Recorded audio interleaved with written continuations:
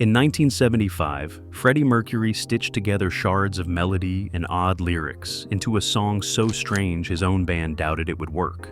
The music industry called it impossible. 6 minutes long, no chorus, a rock opera stitched from chaos. But those fragments became Bohemian Rhapsody. What actually happened inside that studio, and why did it almost never see daylight? The real story starts with a single secret draft. Freddie Mercury's earliest ideas for the song drifted across scraps of paper and half-sung phrases, long before Queen ever entered a studio.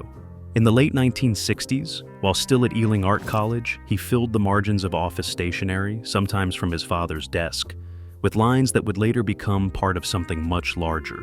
One fragment, known among the band as the Cowboy Song, carried the line, "Mama just killed a man," already hinting at the drama to come. These weren't polished lyrics or finished melodies, but scattered pieces, some scribbled in pencil, others in ballpoint, often with words crossed out, sections swapped, and ideas left dangling for years.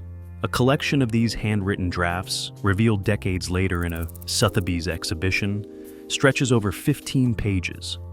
The title itself was in flux. Early versions read Mongolian Rhapsody, only to be scratched out in favor of Bohemian Rhapsody. Even the famous opening, "Is This the Real Life?" appears nearly intact in these early notes, though surrounded by alternate lines and rearrangements. Mercury's process was restless. He worked in blocks, not straight lines, jumping between ballad, operatic, and rock ideas, sometimes on the same sheet. He rarely explained the meaning, even to his closest friends. The song's shape lived mostly in his head, with harmonies and transitions mapped out long before he shared them with anyone else. For years, these fragments remained private, a patchwork of confessions, theatrical flourishes, and musical experiments, waiting for the right moment and the right collaborators to bring them together. Only later would the band discover how these scattered pieces could fit, and how Mercury's secret drafts would fuel one of the most ambitious recording projects in rock history. The architecture of the song takes shape as a 6-part suite, each section distinct and deliberately out of step with pop convention. There is no chorus to anchor the listener. Instead, the piece unfolds in a sequence more like theater than radio, a brief a cappella invocation, a confessional piano ballad, a melodic guitar solo, a sprawling operatic passage, a thunderous hard rock eruption, and a hushed, reflective coda. The journey is mapped in Mercury's drafts, where lines are shuffled and blocks of lyrics are stitched together, but the order is unmistakable by the time the band sees the full plan. Transitions between sections are abrupt by design. The ballad's remorseful narrative gives way to guitar, then plunges into a swirl of operatic voices chanting names and phrases that seem plucked from an eccentric dictionary, including Scaramouche, Galileo, Bismillah, and Beelzebub. Each reference lands with its own flavor: commedia dell'arte, astronomy, Arabic invocation, biblical demon. The operatic passage in particular is a riot of stacked harmonies and rapid-fire exchanges, with no clear refrain to latch onto. Instead, motifs appear and vanish, voices leap from plea to accusation, and the story keeps moving forward. The absence of a chorus is more than a quirk. It is a statement. Hooks are hidden in repeated vocal phrases. Let him go, nothing really matters, but nothing circles back in the way radio singles are meant to. The song's structure is a roadmap for the technical feats that will follow. Every section demands its own arrangement, its own sonic palette, and a new set of studio tricks. What begins as a patchwork of ideas now stands as an audacious blueprint, ready to test the limits of what 4 musicians and a reel of tape can achieve. Inside Rockfield's walls, the band and Roy Thomas Baker began a technical marathon that would push analog recording to its edge. The operatic section alone demanded a week of relentless overdubbing, lasting 10, sometimes 12 hours a day. Mercury, May, and Taylor became their own choir, stacking their voices in 3-part harmonies, then doubling and tripling every line. The final tally lands somewhere near 180 vocal overdubs, each layered onto a 24-track tape machine with no digital shortcuts. Every time Freddie wanted another Galileo, Baker would splice in more tape. The reel became so striped with edits that Baker joked it looked like a zebra crossing spinning by. Track limits forced constant bouncing. Once the tape filled up, they would mix down multiple harmonies into 1 or 2 tracks, then record more layers on the freed up space. Each bounce added hiss and risked losing some of the high-end sparkle, so every decision mattered. The process was so intense that sections of the tape began to turn translucent from wear, a sign they were running out of physical margin for error. Guitar textures were built the same way. Brian May's homemade Red Special, run through a wall of Vox AC30s, was tracked and retracked to mimic the sweep of an orchestra. No synthesizers touched the song. Every swirling sound came from real voices, or May's guitar, shaped by hand and imagination. The result was a soundscape that felt bigger than the small room it was born in, a feat of pure studio craft. As the last harmonies and guitar lines landed, the master tape carried the weight of hundreds of performances, each one a piece of the song's impossible architecture. Studio time became a currency Queen spent with abandon. By the summer of 1975, the band's fortunes were tied to a record that was quickly becoming legendary for its cost.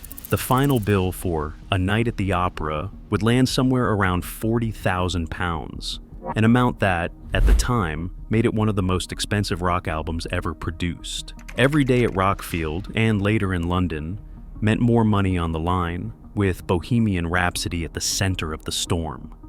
The operatic section alone consumed a week of 12-hour days, and the song's appetite for tape and labor was unmatched. Roy Thomas Baker, keeping watch from the control room, joked that the tape reel for the opera passage looked like a zebra crossing, striped with splices from every new Galileo or Figaro Freddie demanded. Each edition meant more bouncing, more generations, and a growing risk that the tape itself would wear thin from overuse. Mercury, May, and Taylor stacked their voices in layers, building a choir from 3 singers and a 24-track machine. The numbers are staggering, up to 180 vocal overdubs, each pass adding density and shimmer, each bounce introducing a little more hiss, but also a little more magic.